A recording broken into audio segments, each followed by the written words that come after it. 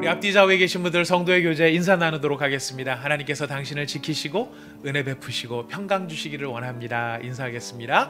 하나님께서 당신을 지켜주시고 은혜 베푸시고 평강 주시기를 원합니다. 평강 주시기를 원합니다. 감사합니다. 오늘 우리에게 주신 하나님의 말씀을 봉독합니다. 시편 3편에 있는 말씀입니다.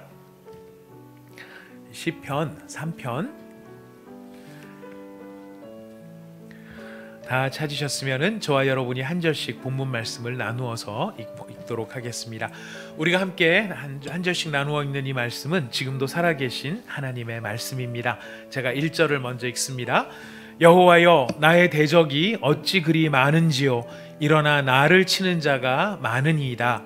많은 사람이 나를 대적하여 말하기를 그는 하나님께 구원을 받지 못한다 하나이다. 여호와여, 주는 나의 방패시요 나의 영광이시요 나의 머리를 드시는 자이시니이다. 내가 나의 목소리로 여호와께 부르짖으니 그의 성산에서 응답하시는도다. 내가 누워 자고 깨었으니 여호와께서 나를 붙드심이로다. 천만인이 나를 애워싸 진친다 하여도 나는 두려워하지 아니하리이다. 여호와여, 일어나소서. 나의 하나님이여, 나를 구원하소서. 주께서 나의 모든 원수의 뺨을 치시며 악인의 이를 꺾으셨나이다. 구원은 여호와께 있사오니 주의 복을 주의 백성에게 내리소서. 아멘. 아멘.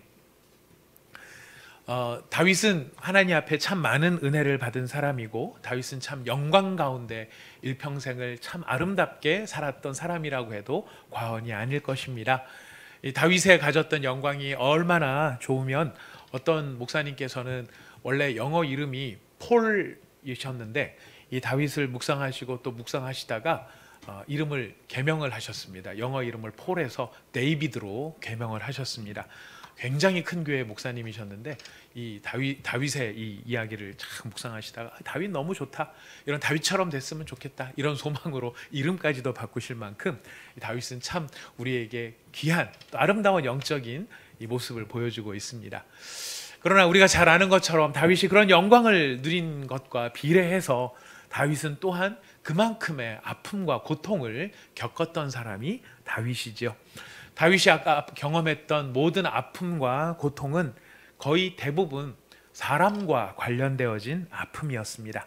그의 생애 가운데 사람으로 인해서 상처받고 고통당한 일이 참 많이 있었는데, 그 중에서도 사실 가장 아픈, 다윗의 입장에서 가장 가슴 아픈 순간이 있었다면 바로 다윗이 가장 사랑했던 아들이 압살롬인데, 그 가장 사랑했던 압살롬이 아버지 죽이고 자기가 왕이 되겠다고 반란을 일으킨 사건, 그 상황이 다윗에게는 가장 가슴 아픈 사건이 아닐 수 없을 것입니다.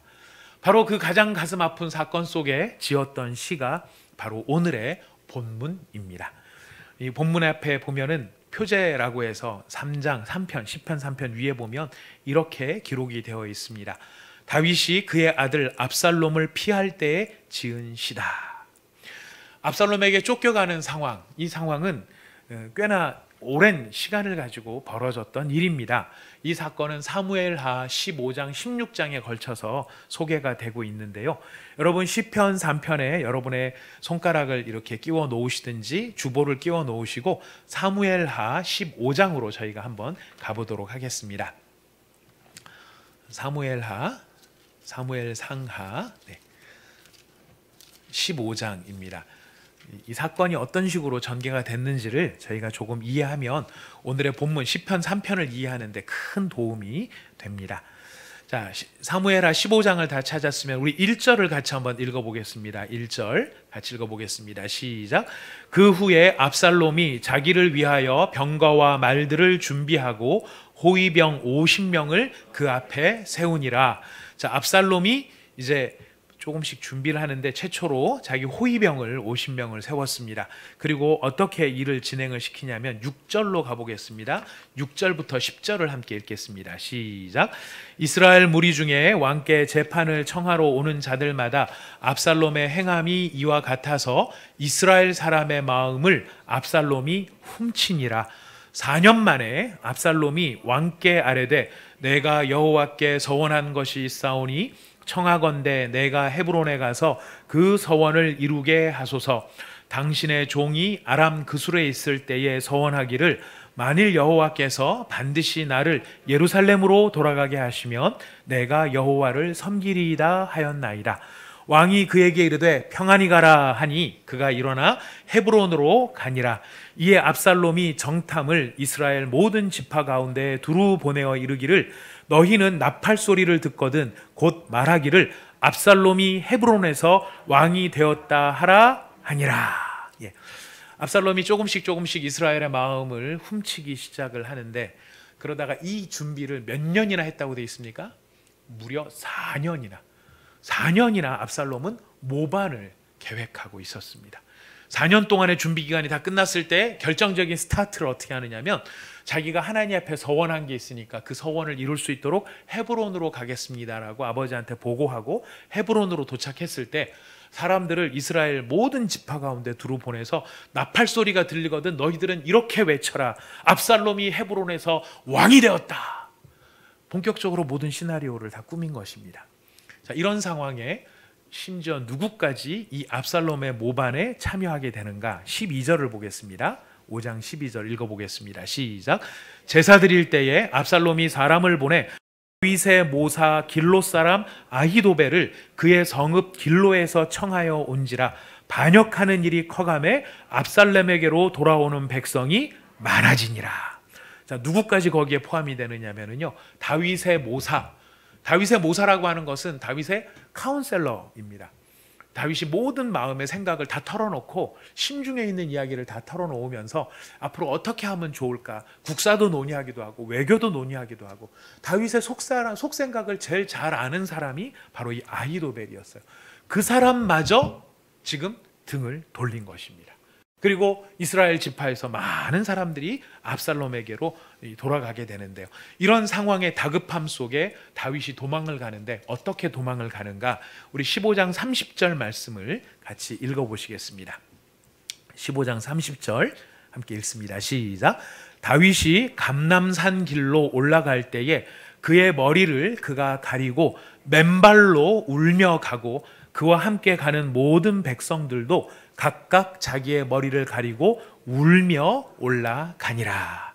도망가는데 다윗이 어떻게 도망가느냐면, 정확하게는 이 자세를 잘 모르겠습니다. 자세히는 모르겠는데 표현해 보면 그의 머리를 그가 가렸다. 이렇게 가렸는지는 잘 모르겠어요. 근데 너무 비통하고 너무 참 세상 가운데 아들한테 배신당하고 자기 제일 믿었던 사람한테 배신당하면서 쫓겨가는 이 심정 속에 그가 통곡하는 마음으로 지금 이렇게 머리를 가리고 갑니다. 머리만 가린 것이 아니라 맨발로 갔다라고 되어 있습니다. 이때 다윗의 나이가 60을 훨씬 넘긴 나이로 추정을 합니다. 아들이 아버지 죽이고 왕이 되겠다고 반역을 일으킬 정도로 성장을 한 걸 보면 이젠 다윗도 꽤나 많이 나이가 들은 거예요. 이 노인이 된 할아버지가 된 다윗이 맨발로 이 땅을 밟으며 이 바위 자갈길을 밟으며, 지금 우리처럼 아스팔트나 이런 길이 아니죠. 이런 길들이 아닌 것들을 맨발로 가면서 자기 얼굴을 가리며 울고 통곡하며 지금 도망을 가야 되는 상황에 있습니다. 이렇게 도망가는 길에 누가 또 등장을 하느냐면은 시므이라는 사람이 등장을 합니다. 이 시므이는 옛날 사울 왕의 친척이에요. 친척인데 이 시므이가 다윗에게 나타나서 이런 짓을 합니다. 16장 7절과 8절입니다. 같이 읽어보겠습니다. 16장 7절 8절 시작. 시므이가 저주하는 가운데 이와 같이 말하니라. 피를 흘린 자여, 사악한 자여, 가거라 가거라. 사울의 족속의 모든 피를 여호와께서 내게로 돌리셨도다. 그를 이어서 내가 왕이 되었으나 여호와께서 나라를 내 아들 압살롬의 손에 넘기셨도다. 보라, 너는 피를 흘린 자이므로 화를 자초하였느니라 하는지라. 무슨 말입니까? 이 시므이가, 저희가 읽진 않았으면 위에 보면 돌을 던져요. 다윗과 다윗 신하들한테 돌을 집어 던지면서 이 저주를 하는 겁니다. 사악한 자여, 가거라 가거라. 무슨 말입니까? 죽어라 죽어라 죽어라. 너는 죽어 마땅한 자다. 죽어 싼 자다. 이러면서 저주를 퍼붓고 있습니다. 아들이 배신하고 아들의 마음을 담아서 수많은 이스라엘, 우리가 읽진 않았지만 이스라엘의 장로들이 다 압살롬 편으로 갔어요. 12지파의 압살롬들이 다 장로들이 압살롬 편에 섰고 다윗의 모사도 섰고, 이게 지금 시므이가 나와서 저주까지 합니다. 이런 상황 속에 다윗이 오늘 시편 3편을 시작하고 있는 것입니다. 이런 배경 속에 여러분 1절을 다시 한번 읽어보십시오. 1절 2절을 같이 읽겠습니다. 시작. 여호와여, 나의 대적이 어찌 그리 많은지요. 일어나 나를 치는 자가 많으니이다. 많은 사람이 나를 대적하여 말하기를 그는 하나님께 구원을 받지 못한다 하나이다. 1절 2절에서 가장 많이 나오는 단어가 많다라는 단어예요. 많은데 뭐가 많습니까? 대적이 많은 거예요. 이 대적들이 그냥 많은 게 아니라 일어나 다윗을 칩니다. 행동을 합니다. 다윗을 때리는 거예요. 다윗을 때리는데 뭘로 때리냐면 말로 때리는 겁니다. 수많은 사람이 뭐라고 말로 때리냐면은 그는 하나님께 구원을 받지 못한다. 이렇게 말로 지금 다윗을 때리고 있는 것입니다. 여러분, 몸으로 맞는 매도 아프지만은요, 우리의 마음을 실제로 후벼 파는 것들은 다른 사람들의 말이에요. 그 말이 우리의 심령과 마음속에 꼽혀서 한번 제대로 꼽힌 말은요, 평생을 두고 뽑히지 않습니다. 그 말이 창이 되기도 하고 화살이 되기도 합니다. 이런 수많은 활과 창이 되어져서 되는 말들이 지금 다윗을 공격을 하는데, 실제로 다윗을 공격했던 압살롬에게 속했던 사람들도 이런 얘기를 할 수 있었고, 다윗을 따라 나왔지만 다윗이 처한 절박한 현실 때문에 뒤에서 수군거리는 다윗을 조롱하는 사람들도 있을 수 있었다는 것이죠. 그들이 뭐라고 조롱을 했겠습니까? 하나님이 다윗을 사랑하시는가? 다윗을 정말 사랑하신다면 어떻게 이런 비극적인 일이 다윗에게 일어날 수 있단 말인가? 어떻게 아들이 배신하고, 지금 어떻게 보면은 다윗 입장에서는 부인보다 사실 더 속마음을 털어놓을 수 있는 사람이 아이도벨 같은 사람이에요. 부인은 워낙 다윗한테는 부인이 여러 부인이 있었기 때문에 말을 이 말 저 말을 다 가려서 해야 되는 형편이 됐을지 모르지만, 다윗이 진짜로 슈퍼바이징이라고 하죠. 슈퍼바이징을 받을 만큼 지금 자신의 마음을 다 털어놓고 이야기할 수 있었던, 자기의 모사가 됐던 아히도벨까지 이렇게 배신하는 걸 보면 이제 다윗은 끝장이 난 거야. 왜 끝장이 났겠어? 하나님이 다윗을 버린 거지. 하나님이 다윗을 사랑하지 않는 것이. 이제 다윗은 가망이 없어. 희망이 없어. 그러면서 시므이 같이 죽어라 죽어라 하는 그런 인간들이 등장을 하는 것입니다. 자, 이런 상황을 지금 다윗이 경험을 하면서 누구를 찾느냐면, 많은 사람들은 다윗한테 이런 하나님은 너를 떠났다 이야기하는데, 다윗은 많은 사람들의 이야기를 듣는 것이 아니라 한 분 하나님 앞에 나갑니다. 많은 사람들의 이야기를 들은 다윗은 많은 사람들을 상대하는 것이 아니라 한 분 하나님 앞에 나가는데, 그 하나님 앞에 나갈 때 어떻게 나가느냐 하면 여호와여 하고 이름을 부르면서 나갑니다. 기도를 하지만 그냥 내 마음에 있는 소원을 이야기하는, 이 속상함을 표현하는 그 정도가 아니라, 지금 진짜 중요한 건 뭐냐면은 여호와여 라고 하는 하나님의 이름을 부르면서 그 하나님 앞에 자기가 당한 상황을 지금 다 진술하고 있는 것입니다. 하나님, 여호와여, 많은 사람들이 지금 저한테 희망이 없다라고 말합니다. 나를 보고 가망이 없다라고 말합니다. 지금 하나님이 나를 떠났다라고 말합니다. 하나님이 나를 돌보지 않는다고 말합니다. 이렇게 다 있는 형편을 그대로 이야기합니다. 이렇게 형편을 다 말한 다음에 다윗이 하나님한테 뭐라고 이야기를 하면 3절 4절처럼 말을 해요. 3절 4절, 우리 시편 3편 3절 4절을 읽어봅시다. 시작. 여호와여, 주는 나의 방패시요 나의 영광이시요 나의 머리를 드시는 자이시니이다. 내가 나의 목소리로 여호와께 부르짖으니 그의 성산에서 응답하시는도다. 여러분, 여호와여, 나는 주는 나의 방패요 나의 영광이요 나의 머리를 드십니다. 굉장히 좀 밋밋하게 느껴져요. 참 좋은 아름다운 고백이고 놀라운 고백인 건 사실인데 굉장히 밋밋하게 느껴져요. 근데 여러분, 이렇게 밋밋한 이야기가 아닙니다. 이 번역의 과정에서 왜 빠졌는지는 모르겠는데, 이 문장에 히브리어에 되게 중요한 접속사 하나가 여기에 빠져 있습니다. 어떤 접속사가 빠져 있냐면 그러나라는 접속사가 빠져 있어요. 그러나. 그리고 이게 우리 한국 문화의 정서상 하나님을 이렇게 부르는 게 어려워서 그랬는지 모르겠는데 이 말을 어떻게 번역했냐면은 주는이라고 번역을 해놨거든요. 근데 이 말의 원래 말은 뭐냐면은 아타라고 하는 히브리 말인데 2인칭 단수 대명사예요. 웬 방언이야 2인칭 단수 대명사. 여러분 이 말을 어렵게 해서 그렇죠. 이런 말이에요. 너, 그대, 당신, 이 말이에요. 지금 다윗이 여기다가 지금 주는이라고 번역한 이 말이 지금 다윗이 하나님한테 뭐라고 말하냐면은 너라고 불렀을까요? 그건 아닐 것 같아요. 그대, 이건 좀 너무 로맨틱하죠. 하나님을 뭐라고 불렀을까요? 당신.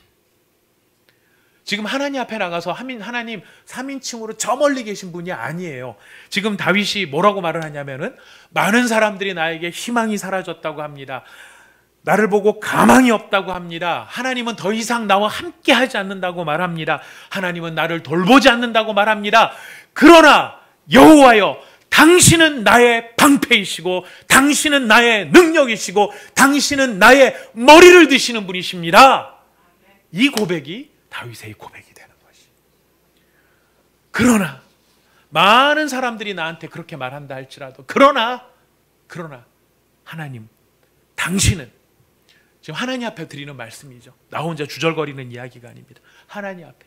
근데 하나님이 어떤 하나님이라고 고백합니까? 나의 방패, 나의 영광, 나의 머리를 드시는 분. 머리를 든다는 게 무슨 뜻일까요? 여러분 아까 저희가 읽었습니다. 다윗이 막 도망가는 길에 머리를 가리고 도망갔다 그랬죠. 맨발로 도망갔다 그랬죠. 자기가 너무너무 괴롭고 통한스럽고 너무 가슴이 아픈 이 상황을 어떻게 주체할 수가 없으니까 다윗이 머리를 이렇게 숙이고, 어떻게 됐는지 머리를 숙이고 막 가는데 그 숙인 머리를 누가 들어주세요? 하나님이 들어주신. 하나님이 이 머리, 내 머리를 들어주시는 분이시다라고 고백하는 것입니다. 다윗이 하나님을 향해서 이런 하나님, 당신은 나에게 이런 분이 되십니다라고 고백할 뿐만 아니라 이런 고백이 있기 때문에 이런 고백을 따라 행동하고 있는 다윗의 행동이 무엇이냐면 우리가 읽었어요. 4절에 보면 내가 나의 목소리로 여호와께 부르짖습니다. 하나님을 우리 성도님들 하나님 앞에 기도할 때 어떤 호칭으로 부르십니까? 하나님 앞에 여러분들 기도하시죠? 그죠? 다 기도하시잖아요. 기도하실 때 하나님을 부를 때 여러분 마음속에 하나님 어디 계시는 것처럼 생각하고 기도하십니까? 내가 이렇게 기도하면 저기 어디 하늘 저쪽에서 어쨌든 듣고는 계실 거야. 그러면서 우리가 기도할 수 있습니다. 그러나 여러분 다윗은 그렇게 기도하라고 얘기하지 않습니다.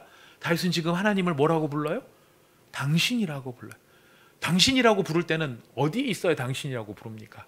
내 앞에 있어야죠. 지금 다윗은 하나님을 내 앞에 모시고 그 하나님께 지금 말씀을 드리는 거예요. 그 하나님 앞에 나의 목소리로 부르짖는다. 이제는 체면도 필요 없고 자존심도 필요 없는 거예요. 하나님 앞, 이 상황도 그럴 뿐만 아니라 하나님이 나한테 이렇게 친밀하고 가까운 하나님이기 때문에 내가 굳이 뭐 체면을 차려가면서 말할 일이 아니라는 거예요. 통성으로 소리 질러서 하나님 앞에 부르짖는 거예요. 하나님, 내가 이런 하나님이기 때문에 당신 앞에 이렇게 소리를 내서 제가 말씀을 드리는 것입니다. 이제 하나님께서 성산에서 응답해 주실 것입니다. 아니, 응답해 주려면 지금 앞에서 응답해 주시면 되는데 왜 성산이라고 이야기할까요? 여기 중요한 사실 배경이 하나 있는데 이건 제가 그냥 말씀을 드리겠습니다.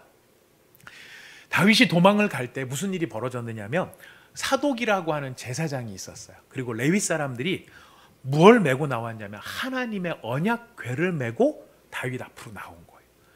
다윗이 더 이상 예루살렘에 머물지를 못하고 도망가야 되니까 지금 이 사독하고 레위인들이 뭘 챙겨갖고 나왔냐면 하나님의 언약궤를 챙겨가지고 나온 거예요. 이건 굉장히 중요한 의미가 있습니다. 왜냐하면 하나님의 언약궤는 하나님의 임재의 상징이기 때문에 언약궤가 있는 곳에 하나님이 계신다, 이런 상징성이 있어요. 그러면 그 언약궤를 가지고 다윗이 이렇게 도망을 다니면 비록 도망 다닐지라도 하나님이 누구와 함께 있다는 걸 보여주는 증거가 되죠. 다윗과 함께 한다는 증거가 되는 거예요. 그러니까 이 언약궤는 너무너무 중요한, 이스라엘에게 있어서는 왕권의 정통성을 주장할 수 있는 것이 언약궤라고 해도 과언이 아닙니다. 근데 놀랍게도 다윗이 뭐라고 하는지 아십니까? 이렇게 말합니다. 왕이 사독에게 이르되 보라, 하나님의 궤를 성읍으로 도로 메어 가라. 만일 내가 하나님 앞에서 은혜를 입으면 도로 나를 인도하사 내게 그 궤와 그 계신대를 보이시리라. 그러나 이와 같이 말씀하시기를 내가 너를 기뻐하지 아니한다 하시면 종이 여기 있사오니 선히 여기시는 대로 내게 행하시옵소서 하리라. 언약궤를 없는 언약 따라온 언약궤를 다시 예루살렘으로 보내는 거예요. 예루살렘으로 보내는 이유가 어디에 있을까요? 이 언약궤를 보내는 다윗의 심정이 어디에 있을까요?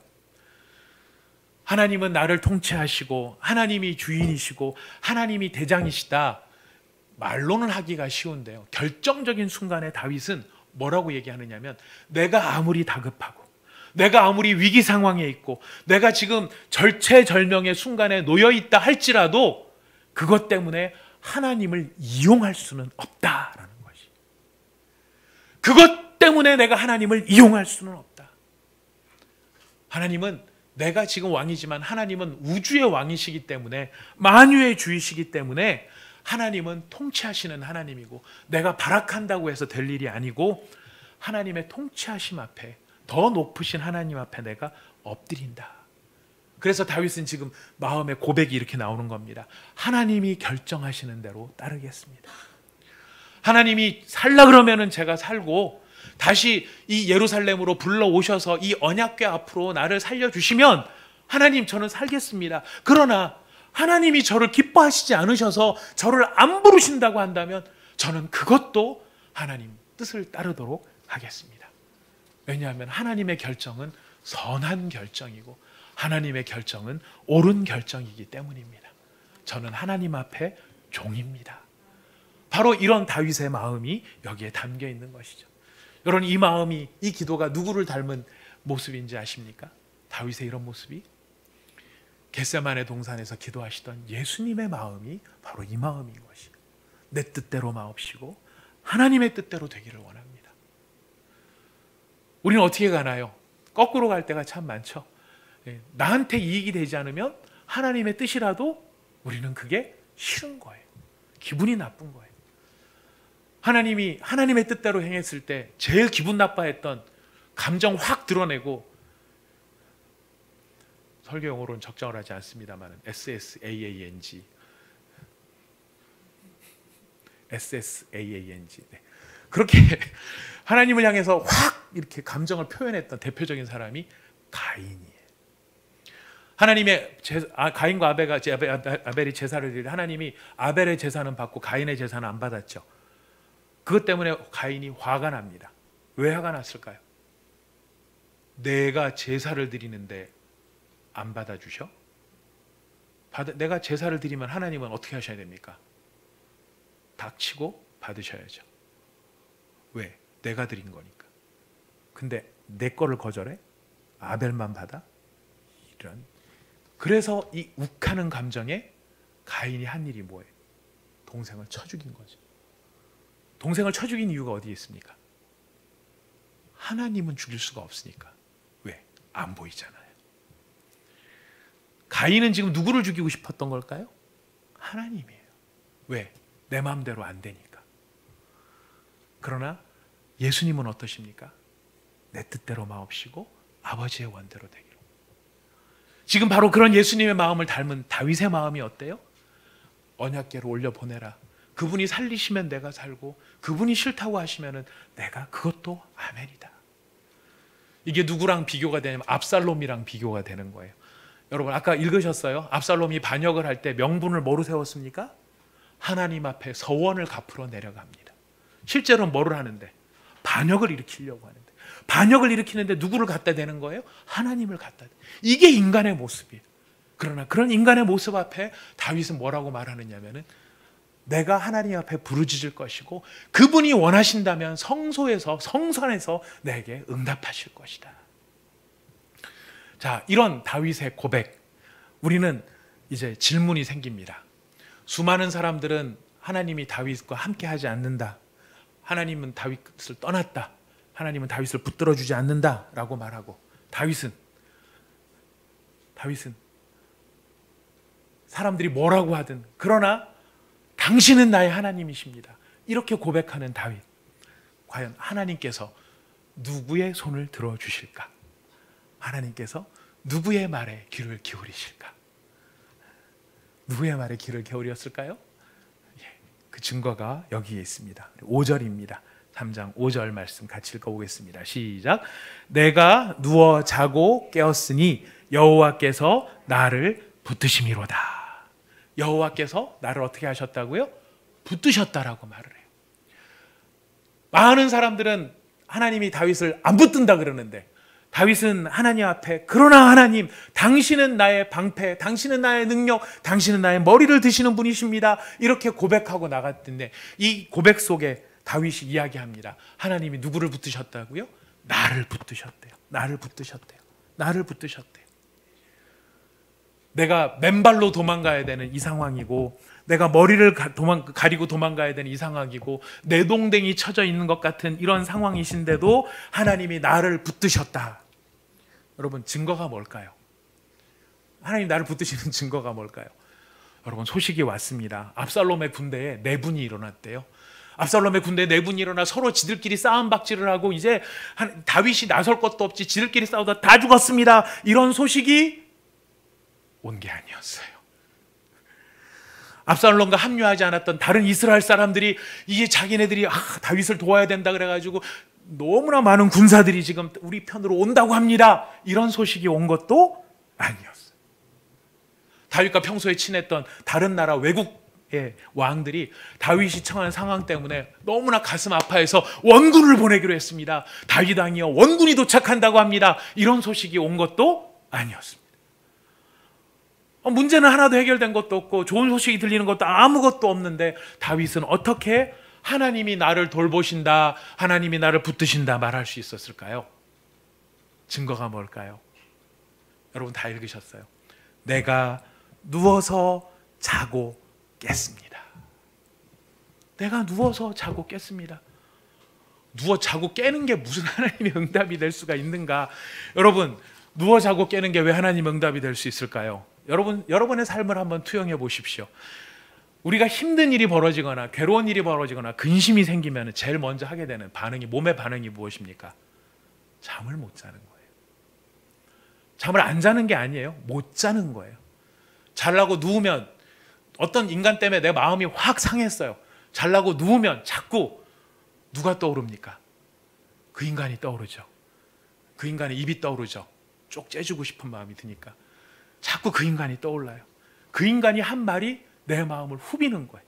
자려고 돌아누우면 다시 말이 생각나고, 자려고 누우면 다시 돌아. 여러분, 우리는 한마디 말만 들어도 그런데 지금 다윗은 어떻습니까? 아들 배신했죠. 모사 배신했죠. 돌아누우면서 뭔 생각하겠어요? 내가 정권만 잡으면 죽일 놈들. 1번 압살롬, 2번 아히도벨, 3번 이스라엘 장로 1, 2, 3, 4, 5, 6, 7, 8, 9, 10, 11, 12, 그리고 그 밑에 딸려있는 졸개들. 이거 생각하면서 잠을 못 이루죠. 네, 놀랍게도 다윗은 지금 뭐를 얘기하는 겁니까? 내가 너무너무 고통스러운 마음에 여호와여 내가 부르짖습니다. 남들은 뭐라고 해도 나는 하나님밖에 없습니다. 이게 뭐 하나님의 신앙 고백이었을지 다윗이 뭐 했을지 모르지만, 이렇게 부르짖는 상황 속에 어느 사이엔가 다윗이 잠이 들었고, 어느 사이엔가 푹 자고 일어났고, 지금 다윗이 얘기를 자기 전에 하는 겁니까? 깬 다음에 하는 겁니까? 깬 다음에 하는 거예요. 자기 전에 저는 이제 푹 자고 아주 상쾌하게 일어날 겁니다, 이 얘기가 아니고, 내가 누워서 자고 깼더니 그 다음에 놀란 거예요. 어떻게 내가 이렇게 잠을 잘 수 있었지? 내가 어떻게 이런 마음의 평안을 누릴 수 있게 됐지? 내가 어떻게 왕궁에 있을 때보다도 더 잠을 잤지? 잠이 오지 않을 땐 요가를 하세요? 스트레칭을 하세요? 내가 스트레칭을 했나? 아니에요. 멜라토닌을 먹었나? 그것도 아니에요. 나중에 21세기 한국에서는 이거 잘못 다루면 큰 문제가 되는 프로포폴을 맞았나? 그것도 아니에요. 수면제를 쓴 것도 아니에요. 아무것도 쓴 게 아닌데, 내가 이때까지 어떤 것보다 더 깊은 잠을 잘 수 있었던 이유, 다윗이 거기서 무엇을 깨닫습니까? 아, 하나님이 나를 붙들고 계셨구나. 아, 하나님이 이 순간에 나를 지키고 계셨던 거구나. 아, 하나님이 나를 이렇게 꼭 안아서 품고 계셨던 거구나.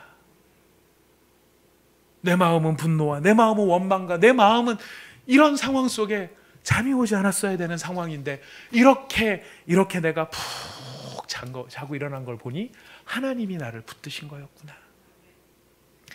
여러분, 이렇게 깊이 잠든 성경에 보면 또 한 사람이 나와요. 다윗처럼. 다윗이 지금 자고 일어난 것 때문에 놀랬잖아요. 여러분, 자고 일어나는 것 때문에 놀란 사람이 있는데 그 사람이 바로 예수님이십니다.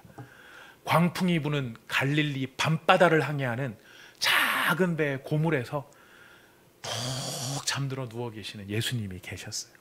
제자들은 어떻게 했어요? 두려워 떨면 난리가 났습니다. 자기들 실력대로 어떻게든지 한번 배를 살려보려고 애를 쓰는데 이제는 곧 가라앉게 생겼어요. 그래서 뭐를 하죠? 예수님을 깨워요. 여러분, 예수님을 깨우면서 어떻게 좀 해달라고 얘기하는데 예수님이 바람과 바다를 잠잠케 하실 줄 알고 깨웠을까요?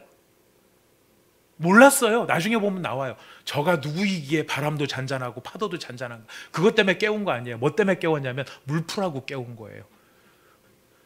뭐 하세요? 일어나서 물이라도 좀 푸세요. 지금 다 죽게 생겼는데. 이게 제자들의 마음이었던 거예요.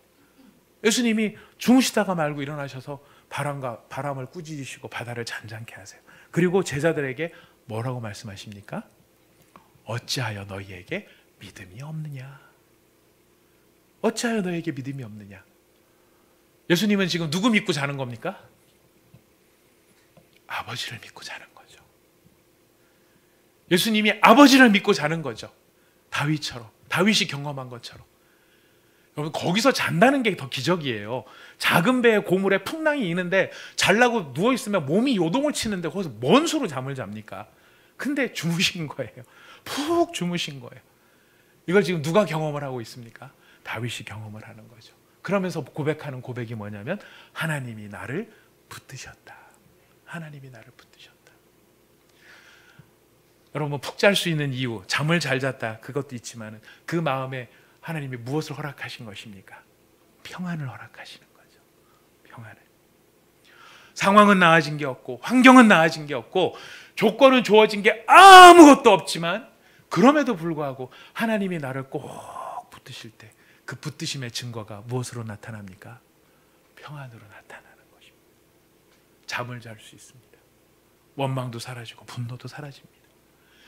다윗이 잠을 자고 깬 다음에 더 놀란 것 같아요. 자기가 놀란 것 같아요. 자기가 놀라서 그런 것 같아요. 어떻게 잤지? 어떻게 잤지? 어떻게 이렇게 잘 수 있지? 그러다 보니까 하나님이 나를 붙드셨기 때문에 잠이 들었다. 그렇다면 잠 잘 자고 일어난 이 모습 자체가 무엇의 증거냐면 하나님이 나와 함께 하신다는 증거고, 이렇게 잠 잘 자고 일어나는 내가 하나님이 나와 함께 하신다는 증거가 되는 것입니다. 이걸 깨닫고 나니 다윗이 이제는 선언을 하는 겁니다. 하나님이 이렇게 나와 함께 하신다는 걸 확신할 수 있으니까 어떻게 선언하느냐면 6절, 7절, 8절이에요. 우리 같이 한번 읽어보겠습니다. 시작. 천만인이 나를 애워싸 진친다 하여도 나는 두려워하지 아니하리이다. 여호와여 일어나소서. 나의 하나님이여 나를 구원하소서. 주께서 나의 모든 원수들의 뺨을 치시며 악인의 일을 꺾으셨나이다. 구원은 여호와께 있사오니 주의 복을 주의 백성에게 내리소서. 아멘. 세상을 뒤엎어 놓을 것 같은 그런 큰 고통의 고난의 엄청난 파도가 밀려온다 할지라도, 여러분 100명이 몰려와 나를 진치는 게 아니에요. 몇 명이에요? 1000만 명이에요. 1000만 명. 10만 100만도 아니에요. 1000만 명이에요. 1000만 명이 나를 와서 진친다 할지라도 다윗이 지금 뭐라고 말합니까? 나는 두렵지 않다. 왜? 머리인지 알았으니까. 하나님이 나를 붙든 걸 알았으니까. 하나님이 나를 지켜주시는 걸 깨달았으니까. 근데 놀랍게도 증거가 뭐예요? 적어도 우리가 하나님이 나와 함께 하신다 그랬을 때, 여러분 하나님이 나와 함께 하시는 증거로 여러분들이 제시하려면 뭐를 제시해 줘야 될 것 같습니까? 내가 눈을 한 방 힘있게 줬더니 압살롬의 군대 절반이 타 죽었어 라든가, 뭐 군대들이 지들끼리 진짜 아까 싸워서 다 사라졌어 라든가, 안 그러면 하늘의 천군 천사가 불말과 불병과가 내 앞에 떨어지는 걸 봤다든가, 이런 게 증거가 될 것 같은데, 여러분 신앙인에게요 놀라운 능력은 뭐냐면요, 하나님이 살아계신다는 걸 깨달을 수 있는 게 잠만 잘 자고 일어나도 하나님이 나와 함께 하시는구나, 이거를 고백할 수 있는 것, 이게 신앙의 힘이라는 것입니다. 여러분 잘 잘 주무시기 바랍니다. 깊은 잠을 주무시기 바랍니다. 그냥 잠을 푹 자라. 네. 예배도 주무시고 다 괜찮습니다. 하나님이 사랑하는 자에게 잠을 주시니까 어디서 주무셔도 다 괜찮습니다. 푹 주무십시오. 근데 주무시고 난 다음에 잘 잤다로 끝나지 마시고 우리가 이제 뭐를 발견할 수 있어야 될까요? 하나님이 나를 붙드셨구나. 하나님이 나를 지키시는구나. 하나님이 나를 인도하시는구나. 이 상황 속에 우리도 다윗처럼 이제 뭐를 고백할 수 있습니까? 하나님이 나와 함께 하시는 줄 알았다면 이렇게 우리는 힘있게 외칠 수 있습니다. 여호와여 일어나소서. 여호와여 일어나소서. 일어나셔서 이제 주의 백성들을 위한 큰 일을 보여주십시오. 아멘 하신 분들한테만 하나님이 일어나시기를 축복할. 정말 이게 너무 비교가 되는데요. 처음에 시작을 할 때 보면 누가 일어났다고 돼 있냐면은 많은 사람들이 일어나서 나를 친다고 돼 있어요. 많은 사람이 일어나서 치는데 이제는 누가 일어나 달라는 거예요? 사람들이 일어나는 게 하나님이 일어나서 그들을 쳐달라고 하나님께 맡겨드리는 거예요. 여러분, 신앙은요 실제입니다. 본질입니다. 나아지는 것이 없다 할지라도, 좋아지는 것이 없다 할지라도 우리가 믿음으로 하나님 앞에 설 수 있는 믿음의 비결, 여러분 기억하십시오. 하나님이 누구를 위해서 일어나실까요? 하나님 어떤 사람을 위해서 일어나실까요? 많은 사람들이 뭐라고 한다 할지라도 그 많은 사람들이 뭐라고 하는 것에 주목하는 것, 귀를 기울이는 것이 아니라 한 분 하나님을 향해 주목하고 귀를 기울이는 사람을 향해 일어나십니다. 사람들의 말이 어떠하든, 심지어는 사탄이 내 안에 들어와서 속살거릴 수 있습니다. 내 마음의 음성처럼 속살거릴 수 있습니다. 그러나 그렇다 할지라도 무슨 말을 듣든지 여호와여, 당신은 나의 능력이시오, 당신은 나의 방패시오, 당신은 내 머리를 드시는 분이십니다. 고백하는 사람을 위해 하나님은 일어나십니다. 여러분, 그 고백으로 하나님 앞에 나가시기를 바랍니다. 그 고백으로 하나님 앞에 설 수 있는 저와 여러분이 되실 수 있기를 부탁드리겠습니다. 우리 함께 잠깐 기도하도록 합니다. 하나님께서 누구를 위해서 일어나시는가? 하나님께서 누구를 보호하시는가? 누구에게 깊은 잠과 평안을 주시는가? 많은 사람들의 속살거림, 많은 사람들의 이야기가 있다 할지라도 많은 사람을 보는 것이 아니라 한 분 하나님을 바라보는 사람, 한 분 하나님께 당신은 나의 방패이십니다, 사랑의 고백, 신뢰의 고백을 하는 사람을 위해 하나님이 일어나시겠다라고 말씀하십니다. 이 시간에 우리에게 믿음을 더하소서. 주여, 우리의 마음이 다른 것에 빼앗기지 않냐고 오직 하나님께 나의 마음이 가기를 원합니다. 주님, 나를 위하여 일어나 주옵소서. 나를 위하여 일어나 주옵소서. 우리 같이 함께 고백하도록 하겠습니다. 하나님 아버지, 참으로 감사합니다.